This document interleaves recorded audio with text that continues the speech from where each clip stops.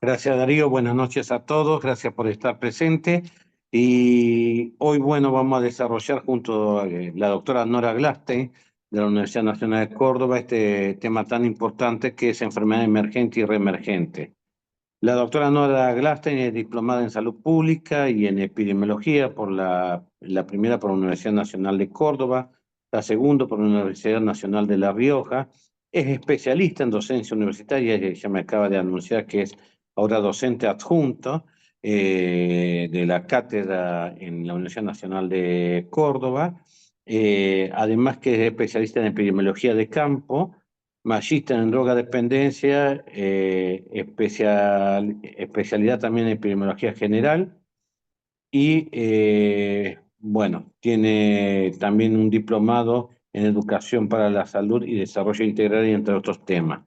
Con la doctora Nora Glasten nos conocimos cuando ella estaba haciendo toda su residencia en epidemiología de campo en el Ministerio de Salud de la Nación, allá por el año 2007, que tuvimos la emergencia pluvial en la provincia de Santa Fe, esa semana de Semana Santa, que llovió más de 500 centímetros cúbicos en 5 o 6 días y que la provincia se inundó. Y ella fue una gran colaboradora y un refuerzo enviado por Nación, y estuvimos trabajando mañana, tarde y noche conjuntamente, y de ahí quedó una amistad muy grande con la doctora Nora Glastein. Así que le damos la bienvenida, gracias a todos por estar presente, y Nora, te doy la palabra. Gracias, Doc. Lo más importante de todo es lo último que dijiste, que nos hicimos amigos y ahí quedamos. Pues los títulos son títulos, pero la mitad es la mitad. Buenas noches a todos. Esta es una presentación y quiero aclarar desde el punto de vista epidemiológico. Soy epidemióloga, por lo tanto, todo lo que digo y hago es en base a eso, a la epidemiología. Voy a compartir la presentación. Me gustaría saber si se ve bien, Darío. Sí, se ve perfecto, doctora. Bien. Y hoy lo que vamos a hablar es la epidemiología de la enfermedad emergente y reemergente. Pero para entrar en el tema y para que se entienda, voy a hacer un poquito de introducción, sobre todo para que se entienda el rol del epidemiólogo, que por ahí no se entiende. Todas las fotos que voy a mostrar las saqué yo, así que nadie me puede decir nada, y tapé la cara de niño solamente por ética y resguardo del niño. El niño ya debe tener como 30 años porque esta foto ya es vieja, pero me sirve para dar clases para que uno se pone a pensar si este niño está sano o está enfermo, porque en realidad uno lo ve y lo estaba jugando en ese momento que yo saqué la foto, pero miren las condiciones donde está jugando, ¿no? En un basural, con animales, fíjense que está descalzo. Y uno se preguntaba, fíjense que atrás, que alcanzan a ver, hay un cerco que era el límite de su casa. Uno se plantea si en esta condición uno puede decir que el niño es sano. O esta situación, en donde esta foto es una foto de los crematorios públicos de la India. No estoy cometiendo ninguna eh, falta de ética porque son públicos los crematorios, pero fíjense que el crematorio es, esto, están quemando un cadáver, esto es los familiares del fallecido, pero miren las condiciones ambientales que había, ¿no? En ese momento. Estas son condiciones sanitarias de un país, de un pueblo. Y acá me vuelvo a nuestro país, esto es Misiones, en donde fíjense las condiciones de vivienda, esto daba al río, y esto era toda una familia. Ellos son dos compañeros que trabajamos, hacíamos la residencia, doctor, estábamos haciendo la residencia de epidemiología de campo, y estábamos entrevistando una familia que era toda familia con palud. Fíjense las condiciones de vida que estaban. En realidad, desde la epidemiología no hablamos de salud y de enfermedad como dos situaciones independientes. Desde la epidemiología hablamos que la salud y la enfermedad son los extremos de un proceso en lo cual el hombre está inmerso. En un extremo está la salud total, la salud positiva, en el otro extremo está la pérdida de salud, es decir, la enfermedad, pero que hay como gradientes en el medio en donde uno va pasando y va alternando. Yo podría decir, por ejemplo, que cuando me despierto a las 5 de la mañana para ir a trabajar, no puedo decir que estoy acá, quizás estoy acá. y después digo, hoy me voy a trabajar de lo que me gusta, entonces me vuelvo para acá. Y así es que a lo largo de la vida y a lo largo de la vida de un individuo uno va, viene un montón de veces, acercándose más a la salud, alejándose un poquito de la salud y llegando a la enfermedad, pero va y viene. Claro, en algún momento uno se enferma o tiene una situación no deseada y pierde la vida, pero mientras uno tiene ese segundito de vida, uno va, viene permanentemente. Y fíjese que en este proceso está influenciado por los factores. Yo puse algunas variables que influyen en este proceso de salud y enfermedad, como es la alimentación, como es lo biológico, lo social, lo educacional, el ambiente, el cultural, el económico, el laboral, todas variables que influyen para acercarnos o alejarnos de la enfermedad. ¿Y por qué yo hago toda esta introducción? Para que se entienda qué hacemos los epidemiólogos, porque en realidad los epidemiólogos lo que trabajamos es poder reconocer todas estas variables, saber si son variables positivas o variables negativas y así poder em, trabajar sobre esta variable. Fíjense lo que el doctor Nagy, que era un epidemiólogo argentino, definió la epidemiología. Es la ciencia que estudia los factores que de alguna manera modifican la salud de la comunidad, ya sea positiva o negativamente. Si es positivo es para realzar esa variable. Si es negativo es para tratar de modificar esa variable. Y eso es lo que trabajamos, en modificar las variables que actúan sobre la salud de un individuo y de una comunidad, porque los epidemiólogos en realidad trabajamos sobre la comunidad. No sé si hay alguna pregunta hasta acá, Darío, si no sigo y lo hacemos al último. Hasta ahora no hay preguntas, si quieres le hacemos al último, no hay ningún problema. Perfecto. Como vos me digas, no tengo problema. Vamos a repasar algunos conceptos básicos. Prevalencia, incidencia, dos conceptos que lo usamos muy frecuentemente en la jerga de la salud, estoy hablando. Y a mí me gustaría que quede claro que la incidencia, voy a empezar por este lado, la incidencia son los casos nuevos de una situación, de una enfermedad o de una acción, ¿no? De una situación que se lo estudia por periodos, día, mes, año. Es como una película que se va grabando todos los días, todo minuto, todas las circunstancias. Eh, de a poquito lo vamos grabando a esa película. Generalmente se trabaja con enfermedades agudas, generalmente, no es que no se puede trabajar con enfermedades crónicas, pero se utiliza más la incidencia con enfermedades agudas, y es la incidencia lo que nos permite hacer investigaciones con asociaciones causales. Para hacer una investigación y para hacer asociaciones causales tenemos que conocer y trabajar la incidencia. Mientras que la prevalencia es el total de casos nuevos más casos existentes, ya vemos un gráfico para que se entienda, es la foto de un momento determinado, ya no es una película, es una foto. Generalmente se trabaja con enfermedades crónicas, también se puede trabajar con enfermedad aguda, pero lo más frecuente es que sea con enfermedades crónicas, y fíjense que se sirve para la planificación. Es un error técnico hacer planificación con la incidencia. La planificación siempre debe hacerse con la prevalencia. Vamos a ver un gráfico para que se entienda. La gotita es la incidencia, los casos nuevos. El agua que hay en el contenedor es la prevalencia y que está marcado por la curación o por el óbito, por la muerte del individuo. La diferencia entre lo que entra, lo que hay y lo que sale es lo que nos da la prevalencia.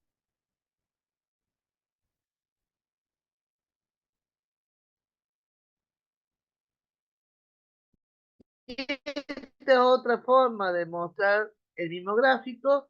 Las gotitas son los casos nuevos, la prevalencia es.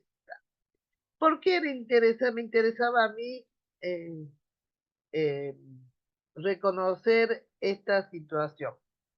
¿Se escucha bien, Darío? Porque me sale que tengo Sí, inestable si se escucha el mal, internet. yo ¿Se escucha bien? le voy a apagar la cámara para mejorar la conexión. Así que, pero siga hablando, no hay ningún Per- problema. Ah, bueno, me la podría apagar así no me Sí, sí, quedo ahí la con... apagué, ahí la apagué. Perfecto. Sabiendo lo que es incidencia y prevalencia, nosotros podemos determinar una serie de frecuencias que esto también me va a ir marcando con el tiempo la emergencia y la reemergencia de las enfermedades. Y esta frecuencia lo que me marca es la endemia, la epidemia, la pandemia y la sindemia. ¿Se entiende por endemia? Teniendo en cuenta estos conceptos, aquella patología que se da en forma casi permanente a lo largo del tiempo en un lugar determinado. Voy a poner un ejemplo. Córdoba tenemos una endemia de tuberculosis entre 400 y 450 casos por año. Sabemos y esperamos año tras año un número cercano a esto con respecto a la tuberculosis. Y así como sabemos de tuberculosis, sabemos de una serie de patologías que son muy prevalentes en la provincia de Córdoba. Eso es endemia. Es aquella patología que se da año tras año en un número cercano consecutivamente los años y que nos permite saber cuántos casos tenemos que esperar de esa patología. Cuando el número de casos de esa enfermedad supera lo que esperamos, estamos en epidemia. Podríamos decir que la epidemia es cuando el número de casos supera la endemia. Hay una fórmula para determinar si estamos en epidemia o no, que supera esta charla, pero para que quede claro, cuando uno habla de epidemia, estamos diciendo que estamos por encima del valor de casos esperados para ese lugar y esa patología. Y nosotros vivimos una pandemia. Así que no tengo que explicar mucho lo que es una pandemia. Una pandemia es una epidemia que sobrepasa los límites de los países y de los continentes. Me voy a parar un poquito y ya voy a explicar lo que es sindemia, porque no todo el mundo conoce el término sindemia, y me voy a detener un poquito más para mostrar. Esto es endemia, ¿no? Es una enfermedad que se produce en una población con un carácter permanente y que año tras año se repite ese número aproximadamente. Cuando ese número es superado, lo que tenemos es una epidemia. Por lo tanto, epidemia es el número de casos que excede la endemia de ese lugar y entonces estamos ante una epidemia. Ahí tienen el concepto de epidemia. Yo le voy a pedir después a Darío que por favor, una vez que terminemos esto, el que quiera la presentación no tengo ningún problema para que le quede claro los conceptos y lo puedan repetir. No es lo mismo epidemia que brote epidémico. Brote epidémico es cuando hay dos o más casos de una misma enfermedad, pero que tiene una asociación de tiempo y lugar y persona. Voy a poner un ejemplo. Si yo tengo un festejo de cumpleaños en la salita azul de una guardería, no voy a dar nombre, no va a ser que justo exista en algún lugar del país esa guardería Nora Glasten, total no tengo guardería. Y en ese cumpleaños, a los 4 o 5 horas, empiezan los niñitos con diarrea. Eso no es una epidemia, sino un brote epidémico. Porque fíjense, se comieron todos juntos en el mismo lugar, en la escuela. Y son todos compañeritos. Hay una asociación de tiempo, lugar y persona. Muchas veces se habla de brote epidémico porque da como una sensación de menos gravedad que si hablamos de epidemia. Ojo que hemos tenido brote epidémico de 1000 personas. Por lo tanto, no quiere decir que porque sea un brote es menos grave que una epidemia. Lo que quiere decir que hay una relación estrecha de tiempo y lugar y personas de las personas que están sufriendo esta situación. Epidemia es el número que excede los casos esperados y brote epidémico es cuando hay una asociación de tiempo, lugar y persona. ¿Voy muy rápido, Guillermo, o se entiende? Se entienden, Norita, bien. Perfecto. ¿Cuáles son las causas de una epidemia? Me pareció importante destacarlo. Es la aparición de un nuevo patógeno. Pensemos en el COVID. Lo tenemos recientemente como para tener presente lo es un patógeno nuevo, desconocido. O la resistencia de los microorganismos. No es casual que el país tenga una ley de buen manejo de los antibióticos, porque estamos teniendo resistencia bacteriana por el mal uso de los antibióticos y el abuso quizá de los antibióticos. Y entonces eso ha producido mucha resistencia bacteriana y eso también da posibilidad a la aparición de una epidemia. O el aumento de la patogenicidad y virulencia de un agente, que tenemos algunos ejemplos, como por ejemplo el hantavirus, por lo tanto hay que también tener cuidado. Ahora también se habla del ébola, por ejemplo, que tiene una alta patogenicidad y una alta virulencia. Por suerte en el país todavía no tenemos ébola, quiero aclarar. Los cambios sociales, culturales, sexuales o de conducta que también favorecen la introducción de nuevas situaciones como epidemias. Estos cambios sociales se ven muy marcados y sobre todo los culturales, ¿no? Que también favorecen la aparición de las enfermedades emergentes, sobre todo, que esto marca un punto importante a tener en cuenta y por qué nosotros los epidemiólogos decimos que tenemos que trabajar con un equipo interdisciplinario, porque tenemos que trabajar muchas veces con las pautas culturales de una comunidad y son los antropólogos culturales los que tienen que orientar hacia dónde tiene que apuntar nuestra actividad. El aumento de la población susceptible, y acá me voy a detener un minuto, no sé cómo está Santa Fe en este momento, pero nosotros en Córdoba estamos haciendo un refuerzo de la vacunación porque tenemos algunas vacunas que no llegamos a lo óptimo y entonces queremos llegar a ese 90-95% para disminuir la población susceptible. Y bueno, si no nos vacunamos y nos introducimos en zonas endémicas de cierta patología y también corremos el riesgo de producir una epidemia. Estos son los factores o las causas por las cuales ocurren las epidemias que colaboran estas causas para que ocurra una epidemia en un lugar, en un país o en una ciudad. Esto es pandemia, que ya lo explicamos, ¿no? Y significa, mira lo que significa reunión de pueblos y que es cuando una epidemia pasa los límites de un continente o de un país. Recuerden que COVID empezó en China y llegó a América, así que pasó muchos continentes hasta llegar acá a América y a la Argentina. Pero en realidad, este es un cuadro resumen que se me ocurrió ponerlo, lo tenía de otra presentación, que es un resumen de lo que es endemia, epidemia, pandemia, por si a alguno le interesa profundizar un poquito más, lo puede hacer acá. Exactamente lo que dije, pero comparando lo que es endemia, lo que es epidemia y lo que es pandemia. Endemia es la presencia en un área determinada de una patología a través del tiempo. Epidemia es el aumento del número de casos de esta patología y pandemia cuando pasan los límites geográficos de un país o de un continente. Pero en realidad, cuando llegó el COVID a la Argentina y a Córdoba, también pasó lo mismo. Córdoba estaba sufriendo, y creo que Santa Fe también, una epidemia de dengue. Allá por el año 2020, cuando llegó el COVID a Córdoba, Córdoba estábamos pasando una epidemia de dengue.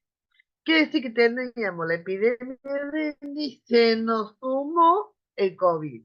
Es decir, que en un mismo momento teníamos dos epidemias, COVID y dengue.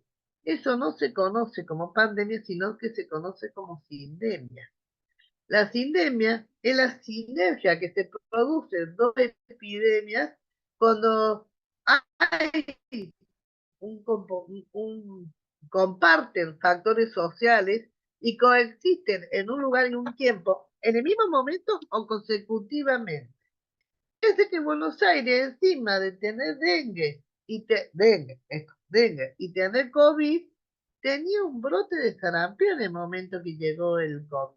Por lo tanto, Buenos Aires tenía tres epidemias en ese momento. Un brote de sarampión, la epidemia de dengue y llegó el COVID. Esto lo que hace la sindemia es traccionar el sistema de salud y lo tracciona de tal manera que lo llega a su máxima expresión de la tracción y que puede producir crash del sistema de salud. Por eso es importante reconocer, no por un nombrecito nomás de sindemia, sino porque tenemos que entender que es una sinergia que se produce de la epidemia, pero que afecta el sistema de salud. Esperemos que no nos vuelva a ocurrir, pero fue muy traccionado nuestro sistema de salud. Y es por esto, no solamente por el COVID, que nos tapó todo, vamos a ser sinceras, sino también por esta situación de tener otra epidemia en el mismo momento. Bueno, si ya entendimos lo que es incidencia, lo que es prevalencia, lo que es endemia, epidemia, pandemia, brote epidémico y sindemia, ahora sí podemos empezar a entender un poquito más rápido lo que son las enfermedades emergentes. Y perdón la introducción larga, pero me pareció que era importante tenerlo presente para entender rápidamente, y ya no queda tanto, lo que es una enfermedad emergente. Una enfermedad emergente o las enfermedades emergentes son aquellas como el COVID que no se conocía y aparece sobre la faz de la Tierra, es decir, que es una enfermedad nueva con un patógeno nuevo y que eso lleva a la producción de un número elevado de casos. Eso es una enfermedad emergente. Pero también es una enfermedad emergente aquellas enfermedades que se conoce su etiología, que es reconocida como patología, pero que por una situación puntual, ya sea por cambios culturales, sociales, económicos, por alteraciones de la gente, porque aumenta su virulencia, o por los viajes que se produce de esta globalización, que hoy estoy acá y en 12 horas puedo estar en China. Toda esta situación hace de que aquellas patologías que se conocen, pero que tienen un rápido incremento de su incidencia o en su distribución geográfica, también sea una enfermedad emergente. Fíjense lo que yo voy a mostrar ahora. Todas estas son enfermedades emergentes, hasta acá, son enfermedades emergentes que reconoce la OMS como enfermedad emergente hace un tiempito atrás, no hace mucho atrás. Acá le podríamos agregar Zika, chikungunya, pero esto es lo que reconoce la Organización Panamericana. Pero yo le agregué dos para hacerlo más explícito. Por eso lo separé y lo hice con otra letra. El COVID, una enfermedad emergente porque no se la conocía y de golpe aparece y aparece este nuevo patógeno y nos hace correr durante casi 2 años. Pero también es emergente la viruela del mono. Y la viruela del mono es una enfermedad viral que se conoce hace años, que afecta al África Central, que tiene casos permanentemente en África Central, pero por todos estos cambios sociales, culturales, de viaje y demás, se aumenta el número de casos, pero además aumentó la distribución geográfica.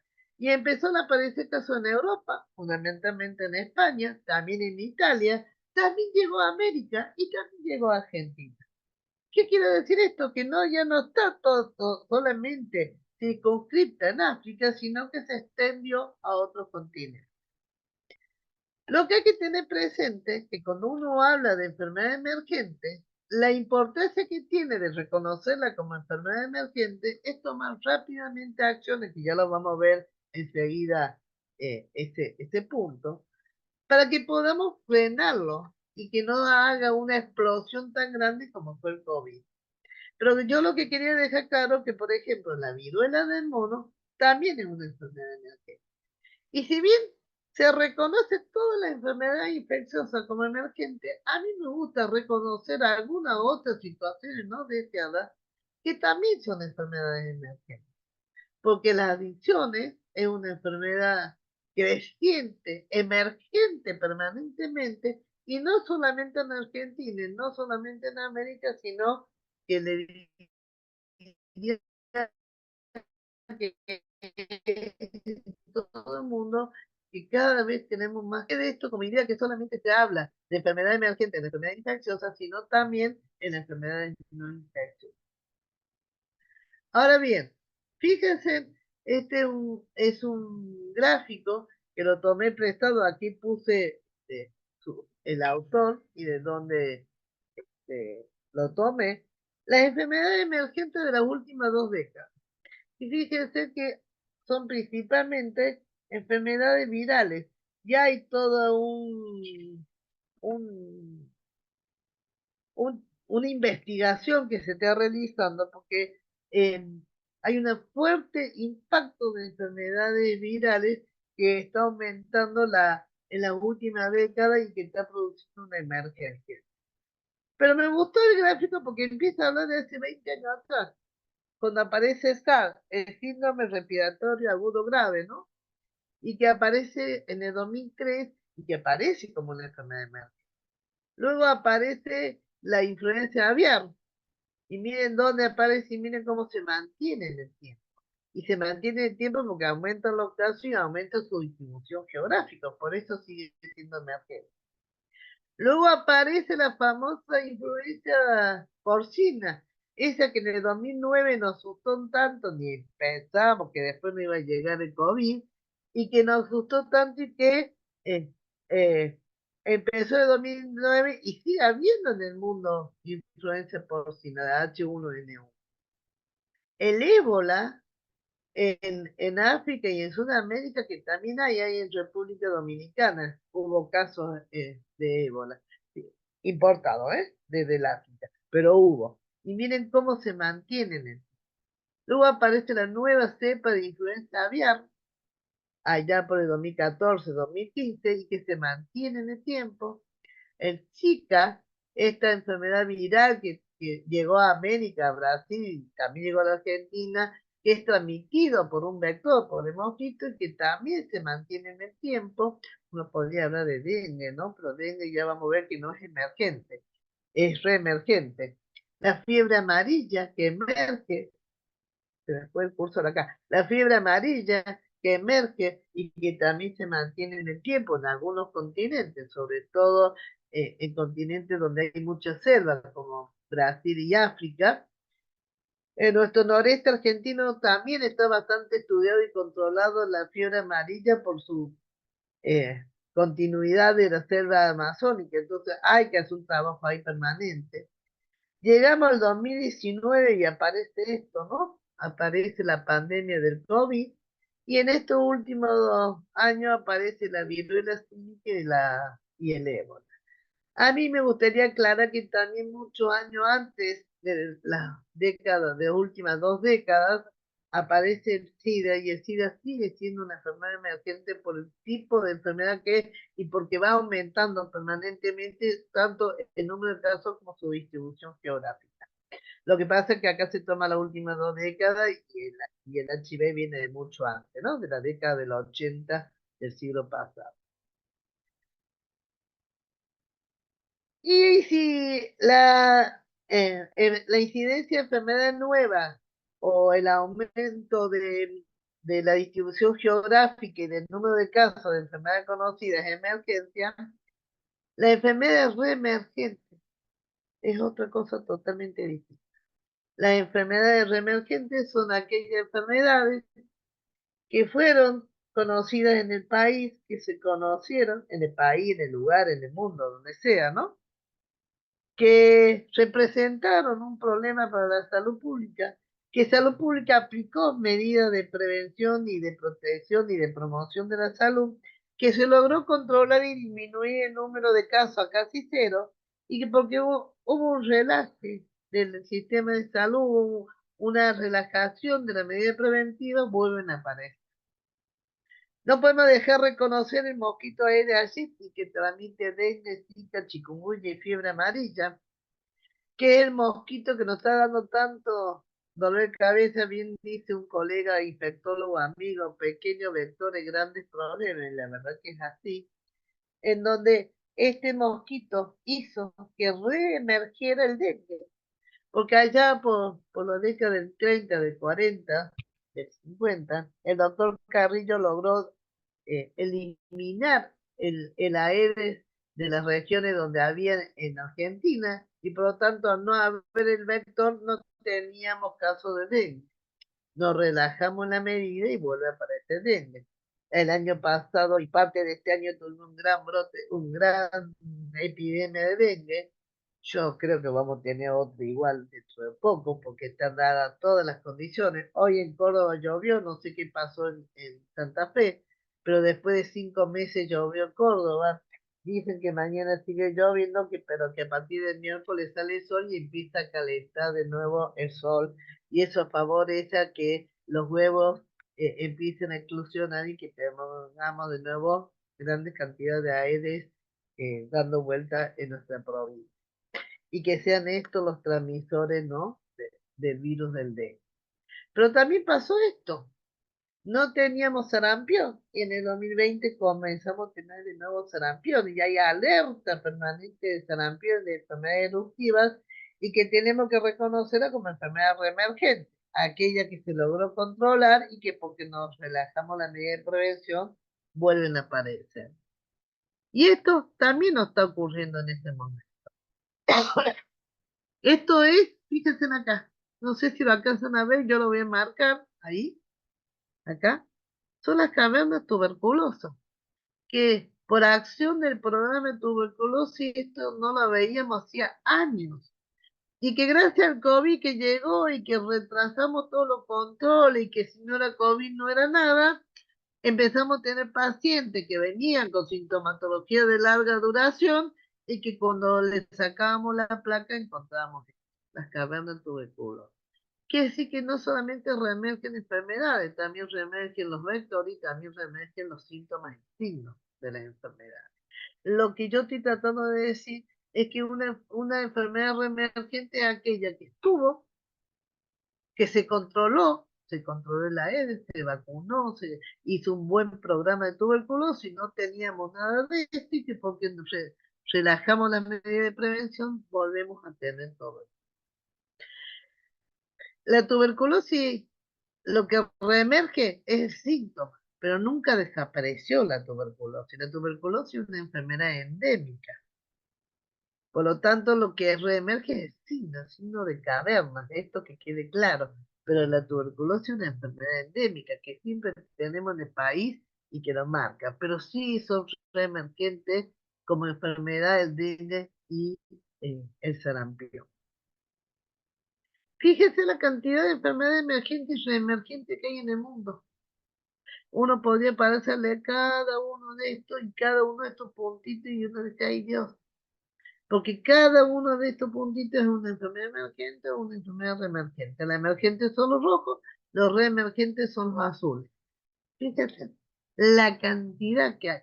Y estos son algunos, uno podría estar describiendo todas las patologías y todas las patologías van a estar dentro de ellos. Y a mí me gustaría decir algo que no puse una placa porque no era el tema. Después pensé que podríamos haber hecho un webinario de zoonosis en realidad, porque la mayoría de estas enfermedades son zoonóticas.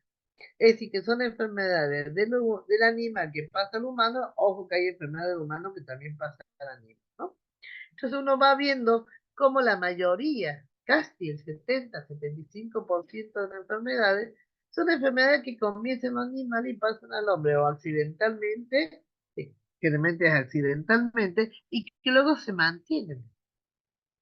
Y entonces hay que hacer en realidad un trabajo en conjunto, salud humana, salud animal, eso que ahora llamamos una salud, y una salud también abarca la salud ambiental. Quiere decir que tenemos salud humana, salud animal y salud ambiental para poder hacer un trabajo interdisciplinario, intersectorial, para poder mejorar esta situación. No tenemos esta cantidad de enfermedades emergentes y reemergentes, muchos de ellos enfermedades son.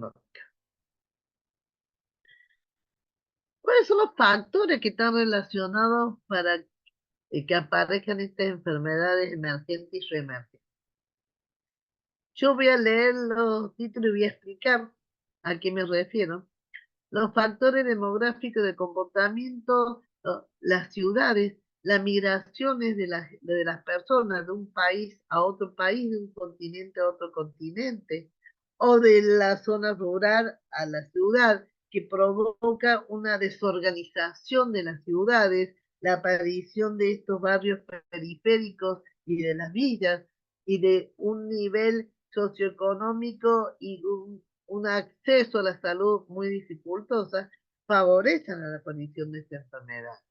Y el comportamiento humano también, su pauta cultural, su pauta alimentaria, su pauta de vida, su higiene, todo esto favorece la aparición de estas enfermedades emergentes y reemergentes.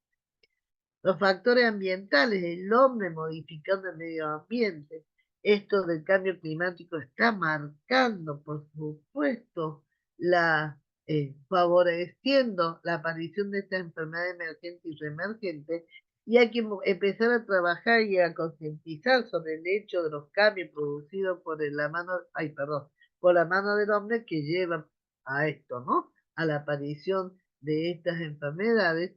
Y por supuesto que la parte de desarrollo económico tiene mucho que ver, porque no solamente en aquello que el desarrollo es económico bajo, sino también aquello que es alto, también tiene factores que favorecen la aparición de la enfermedad emergente y reemergente.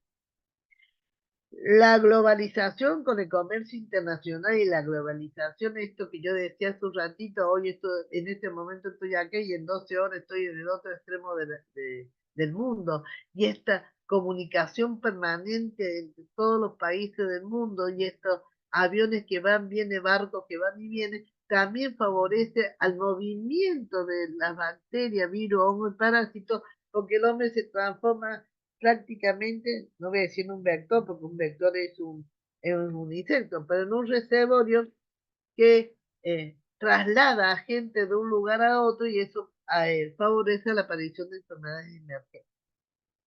Esto, ¿no? Lo que estoy hablando, la adaptación de los microorganismos y allí los cambios que se producen en los microorganismos que favorecen la aparición de las enfermedades emergentes.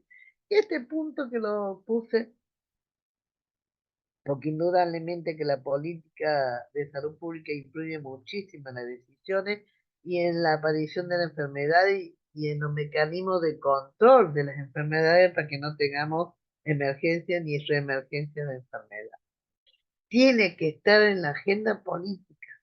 Tenemos que pensar en aquellas enfermedades desatendidas y que no se le da eh, apoyo desde la agenda política para que esto, de la política de salud pública, estoy hablando, para que esto realmente podamos detener y frenar las enfermedades emergentes y reemergentes. Yo puedo hablar 3 horas de una enfermedad reemergente y emergente como introducción para el webinario de la semana que viene, que es la emergencia de la ITS y la reemergencia de la ITS, de la infección de transmisión sexual, pero si no está en la agenda, por más que yo hable y que hablemos todo el mundo, no vamos a lograr cambios. Tiene que estar puesto en la agenda política de la salud pública para que podamos tomar medidas rápidamente para que así podamos frenar esta situación de las emergencias y reemergencias. Todo estos factores son los que favorecen la aparición de la enfermedad emergente y reemergente. Y lo que plantea la OMS y lo que yo hice es marcar los puntos más importantes de cada uno de estas investigaciones que propone la OMS. La OMS propone de que a la aparición de una situación hagamos investigaciones tempranas, rápido, ante los primeros casos.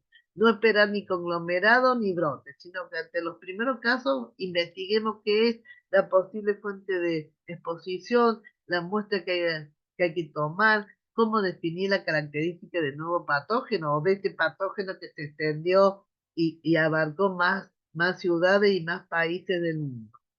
Hay que estudiar sobre los humanos y también sobre los animales para comprender cuál es su epidemiología, cuál es su criterio clínico, cómo se presenta, cómo se transmite, qué, qué importancia tiene esta patología en los humanos, qué importancia tiene en los animales, cuáles son las vigilancias sindrómicas a la cual debemos tomar. Ahí mire que hay una fase de interfaz entre humanos y animales que para mí es muy importante porque nos está demostrando la historia de epidemiología que esto hay que tenerlo presente siempre. Identificar los vectores o la fuente de infección, entendido por vectores aquellos insectos capaces de trasladar un agente infeccioso de un reservorio a otro o la fuente de infección de un lugar de infección a otro lugar.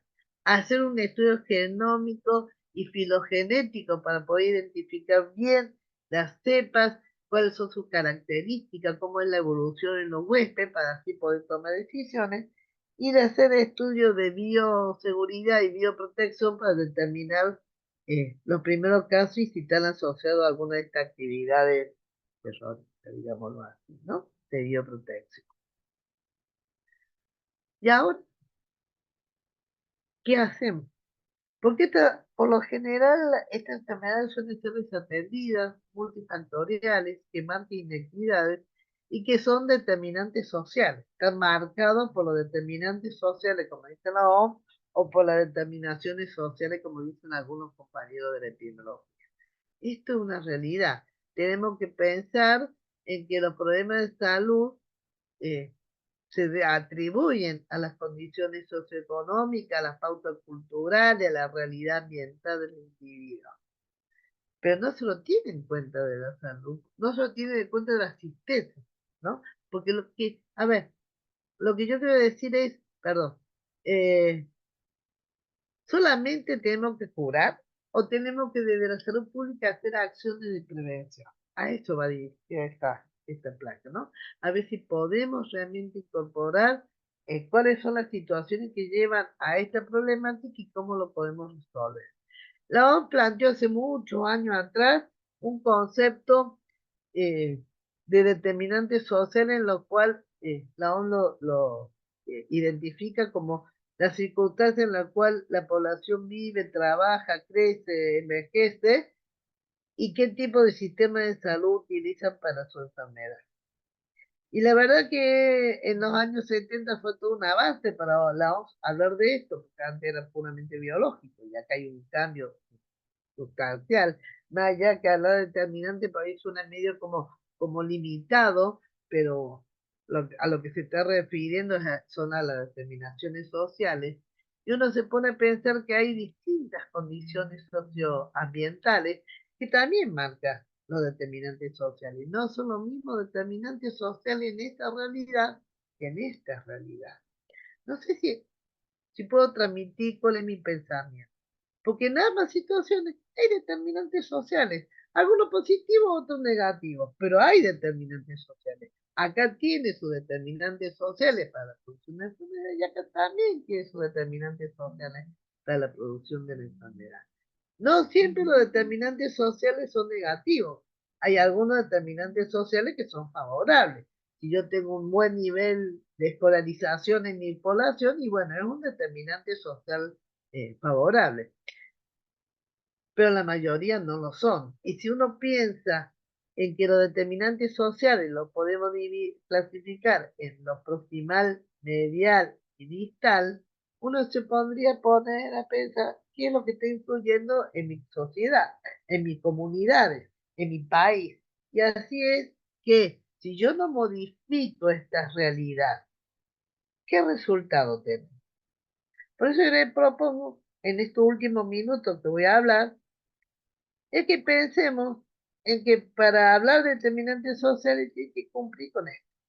Mejorar las condiciones de vida, si yo trabajo con determinantes sociales, luchar con una distribución que, no, que ahora no es equitativa, pero tratar de que sea equitativa, y medir la magnitud del problema. Entonces, ¿qué es lo que nos ocurre? ¿Qué es lo que nos está pasando a los gente? ¿Qué determinaciones sociales tenemos la gente? Yo voy a nombrar lo que a mí se me ocurrió, a ustedes capaz se les ocurre un montón más, ¿no?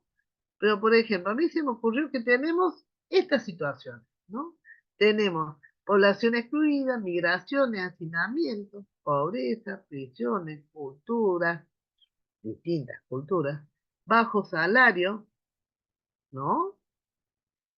Tenemos precarización laboral, desempleo en aumento, ambiente desfavorable, moving, tenemos falta de servicios, de saneamiento ambiental contaminado, acceso y oportunidades a la salud, las comorbilidades, la precariedad de la vivienda, el nivel educativo y la escolaridad, tenemos la desorganización de la comunidad para la prevención y el control de enfermedades, la baja percepción de riesgo, la cultura y el hábito como estilo de vida. Y si uno lo ve así, le parece que son cosas muy aisladas, pero ¿qué pasa si lo vemos todos juntos? Y todo esto son determinaciones sociales que están marcando la emergencia y reemergencia de enfermedades. Quiere decir que deberíamos trabajar sobre todas estas determinaciones sociales, no solamente curar al enfermo, sino trabajar sobre estas determinaciones sociales si realmente queremos cambiar algo, si realmente queremos ver qué es lo que nos está pasando y qué es lo que tenemos que hacer. Pero ¿de quién es el problema? ¿Es mío? ¿Es de cada uno de ustedes? Yo lo que pienso que es un problema básicamente de la salud pública.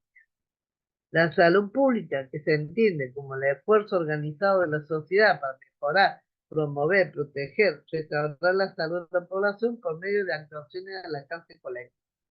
Para mí no, y si me apura mucho y si el doctor Eckert me permite, yo diría que inclusive es un problema de salud global. No podemos seguir trabajando, pensando en factores que influyen en nuestra comunidad con límites geográficos, donde tenemos ciudades en espejo, por ejemplo, ciudades del norte de Jujuy en espejo con ciudades de Bolivia, o ciudades de Misiones en espejo con ciudades de Brasil, que tienen la misma problemática, pero no tenemos un accionar directo en ambos lados para mejorar la situación de las de esas poblaciones. Por eso creo de que hay un esfuerzo que tenemos que hacer para dar un pasito más y poder entender que esto es un problema de todos y no es un problema individual. Muchas gracias. Gracias, Nora. Darío. No, Sí, doctor. Por ahora no tengo preguntas. Si alguno quiere hacer una pregunta, puede escribir o puede levantar la mano si le damos audio. Así que quedamos a la espera. Ujú.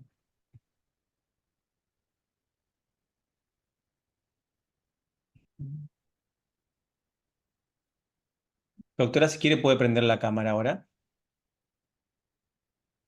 Ahí está. Si quiere hacemos, si quiere alguien escribir, estamos. El chat está habilitado. o levantar la mano quizás. Sí. Hay dos posibilidades. O no se entendió nada o se entendió todo. No, mientras hacen las preguntas, las piensan, Nora, yo te haría una pregunta con respecto al dengue, que Sí. bien lo mencionaste. El, el tema de la vacuna, las vacunas siempre son medidas de protección en la previsión primaria de la salud, ¿sí? Y siempre son efectivas. Pero en el caso de la vacuna contra el dengue en la Argentina, el Qdenga, Ujú. ¿realmente es efectiva? Yo te voy Hay a contar lo estudios. que dicen los investigadores del CONICET, ¿no? Que están empapados y que hablamos casi todos los días porque es una pregunta que me hacen seguir. La vacuna que dengue es una vacuna que está constituida por los 4 serotipos.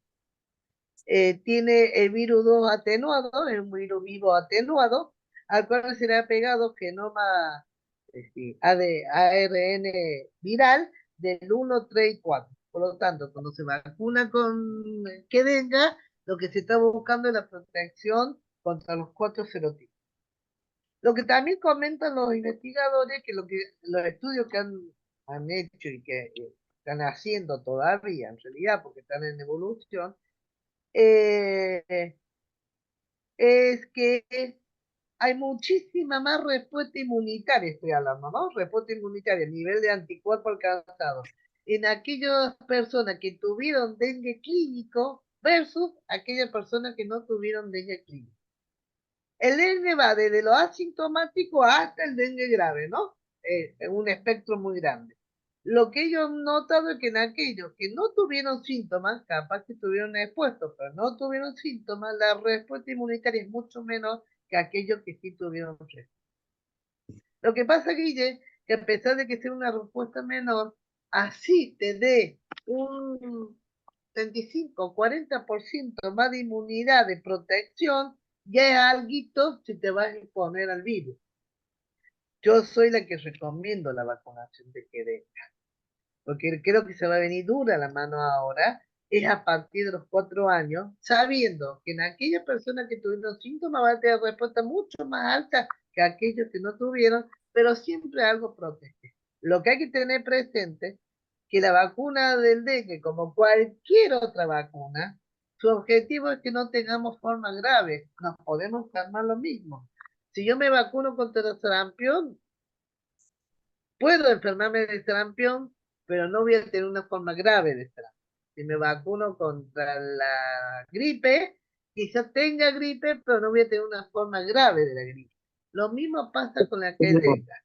Lo ¿Has mismo. escuchado algo porque me lo comentó Olaf en Brasil, no sé si es con la que denga o con la otra marca, Sí. que en pacientes que tuvieron dengue, que fueron vacunados, tuvieron efectos graves, Es con la eh, otra, no es con la que secundarios, venga. tanto que una Sí, ministra tuvo que renunciar. sí, sí, pero es con la otra. El que venga la ventaja. Ahora, el que venga tiene sus contraindicaciones también, porque al ser una vacuna virus vivo, no puede ponerlo ni a la mujer embarazada, ni a la mujer que da de mamá, ni a los inmunocomprometidos. Entonces hay que tener en cuenta eso de detalle también, ¿no? Que hay que tener cuidado con a quienes se le indica la vacuna. Yo lo que le digo a los que me preguntan, Guille, es, lo mejor que podés hacer es hablarlo con tu médico de cabecera. Es él el que te conoce tu realidad biológica, ¿no? Cada individuo tenemos una realidad biológica distinta, más lo que tenemos más de 60 años, Guille. Los que tenemos más de 60 años, con más razón, hay que consultar a nuestro médico de cabecera. Y si no tenemos médico de cabecera como nosotros dos, empezar a tenerlo para que nos indique si conviene o no nos conviene vacunar. Pero de los 4 a los 60 años es importante proteger. Hay algunos infectólogos que en Córdoba están autorizando la vacunación en mayores de 60 años, porque dice que da la protección necesaria como para no tener formas graves de dengue. Yo no tuve clínica de dengue, pero he visto familiares y pacientes y conocidos que han tenido dengue y de verdad que da como un cierto escozón, ¿no? El dolor, el rompehuesos es tal cual, el rompehuesos, de verdad. Norita, ahí en el chat, Darío, si quiere leer, hay algunas intervenciones de las Sí, colegas. sí, hay una que, bueno, todas están relacionadas con el dengue, pero dice, entonces las personas que tuvieron dengue se tienen que vacunar o no. Después preguntan de qué edad está recomendado vacunarse para el dengue y cuántas dosis. Lo que dicen los compañeros de CONICET, que sí, que las personas que han tenido dengue es recomendable vacunarse más, se deberían vacunar, porque recuerden que cada vez que tenemos dengue, si yo tengo dengue hoy, supongamos con el virus DEN 1 y dentro de un año tengo con el virus DEN 2, siempre va a ser un poquito más grave que la primera vez, que la segunda vez. Cada vez que tengamos dengue va a ser más grave, hasta llegar al dengue grave. Lo que plantean los compañeros de CONICET es que vacunándonos evitamos esa forma grave. Podemos tener dengue, pero no la forma grave. El que dengue está autorizado a partir de los 4 años, no antes. A partir de los 4 años, la ANMAT lo autorizó sin límite de edad.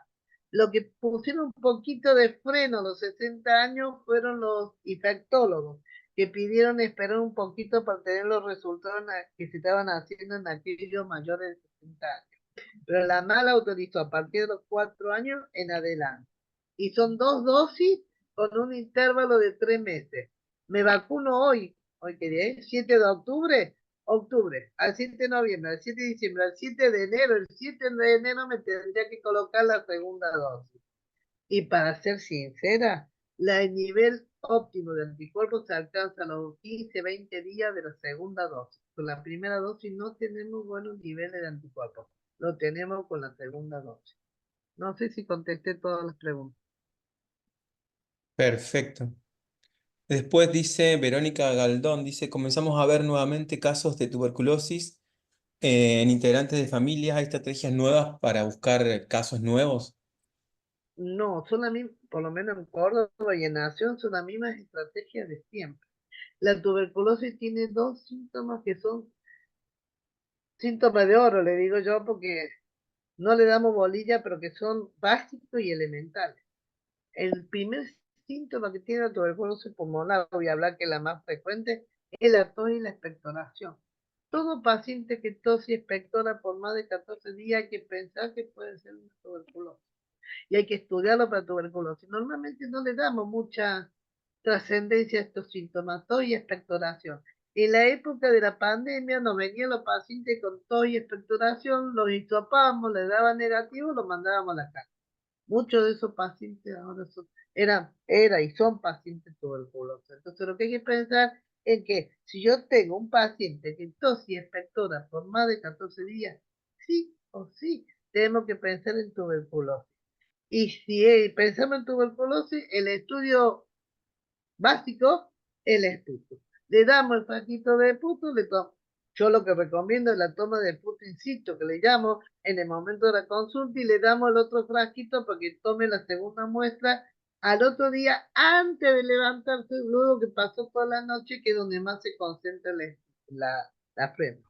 Y por favor, expliquen lo que es esputo, porque yo tuve una fea experiencia de creer que todo el mundo sabía lo que era esputo hasta que me di contra la pared y un paciente no sabía lo que era esputo y me trajo materia fecal. Entonces, lo que hay que explicar al paciente es que tiene que ser flema.